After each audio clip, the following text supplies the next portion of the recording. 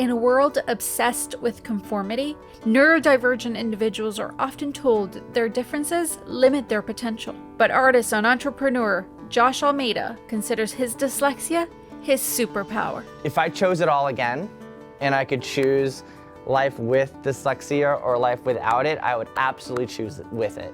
It's what has made my company massively successful, and hire the people that we want and have these great adventures and go all over the world and do these things, and that's all because of dyslexia. Josh is the founder and lead artist of Ascend Studios, a company using audiovisual technology to transform spaces into unique and immersive art experiences. His first step to success? Embracing his differences as the source of his power. When I was growing up, I was made to feel less than because I wasn't acing the tests, and I wasn't, doing all of getting the spelling bee, all of those things.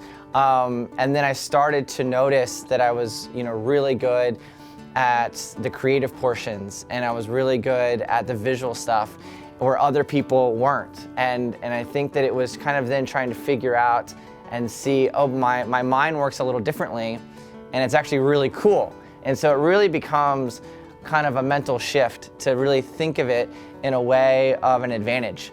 That's a very empowering thing because it forces you to kind of, one, recognize your own self and your own kind of limitations within it, and then having the power to overcome them and kind of move the world around you to make it work for you.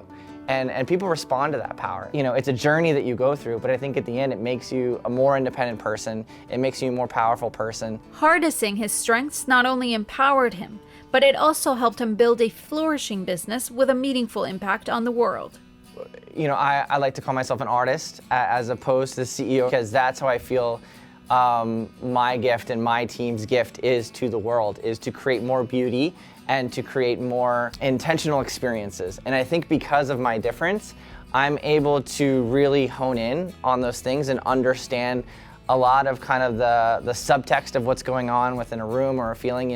For us in Ascend, it was really using that of creating visuals for the rest of the world. So where we go into like a .com company, it's very engineer-based and very logic-based with coding and programming, but they want a space that their employees want to hang out in, and they want the lobby to impress the clients. That's where they bring us in to help kind of connect their story, and then with something that's different, creative and visual. Now I'm doing urban design. I'm developing an art park in downtown Orlando. I'm very much working with cities to create large, bigger-than-life art pieces in urban environments. That's something that I really care about, inspiring other people. I think if you do something on such a large scale, it will inspire someone else on their side. For young people facing learning obstacles, he says parents and educators can do a lot to help unlock their potential. It's really, again, trying to help recognize the advantages and not looking at it as you're a less than, but you're actually greater than because of these things. It's also really important to adapt in the way that how do we teach and how do we convey messaging in a different way that really is structured for that difference. For me, it was very visual. I learned by watching a lot of video, by doing it hands-on. Nowadays, as a corporate leader, he has also found ways to overcome perceived challenges. A lot of the business world is a lot of like the traditional education world, right? It's a lot of contracts, it's a lot of verbiage, proposals, and the sentence you write means being sued or not. It means in scope or not, and so you have to write it perfectly. I say I'm massively always battling the reg squiggly line, in all my emails, in all my documents. And so that has definitely been a struggle. The way that I compensate is my team is also all very aware that I'm dyslexic and in that. So before any document goes out or any email that's significant, I have someone else read it. You don't have to have a big team to kind of do that. I had my girlfriend reading things, I had my mom, I had my friends. Now there's amazing tools like Grammarly, which I use all the time, which is software. AI-driven stuff right now is really taking off. And I think, you can use that to start writing a lot of your ideas. Josh encourages others with dyslexia to lean on the people and tools around them to turn those stumbling blocks into stepping stones toward a meaningful future.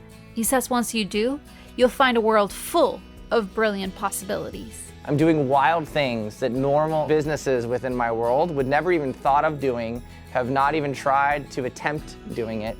But I've failed so much that I'm not afraid of it, and I'm jumping right in, and we're doing something kind of incredible, which I absolutely credit to dyslexia. For a world of difference, I'm Luisa Ardila.